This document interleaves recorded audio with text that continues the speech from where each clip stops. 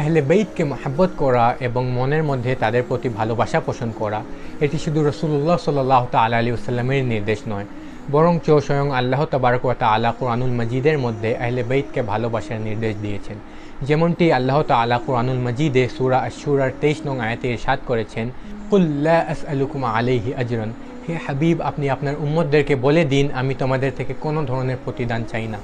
অর্থাৎ আমি যে তোমাদেরকে ইসলাম এনে দিয়েছি, আমি যে তোমাদেরকে কোরআন এনে দিয়েছি, আমি যে তোমাদেরকে শিরক এবং কুফর থেকে রক্ষা করে আল্লাহ তাআলার পরিচয় করে দিয়েছি, কুল লা আসআলুকুম আলাইহি আজরান, আপনি বলে দিন আমি এর কোনো ধরনের বিনিময়, কোনো ধরনের প্রতিদান চাই না, ইল্লাল মাওয়াদ্দাতা ফিল কুরবা, তবে হ্যাঁ আমি এতটুকু চাই যেন তোমরা আমার নিকটাত্মীয় অর্থাৎ আমার আজওয়াজে মুতাহহারাত, আমার আহলে বেইতগণকে মহব্বত করো। উক্ত আয়াতটি দ্বারা স্পষ্ট হয় ইসলামের মধ্যে নামাজ আদায় করা যেমন ফরজ, হজ পালন করা যেমন ফরজ, জাকাত আদায় করা যেমন ফরজ, ঠিক একইভাবে আহলে বেইতের প্রতি মহব্বত এবং ভালোবাসা পোষণ করাও ফরজ।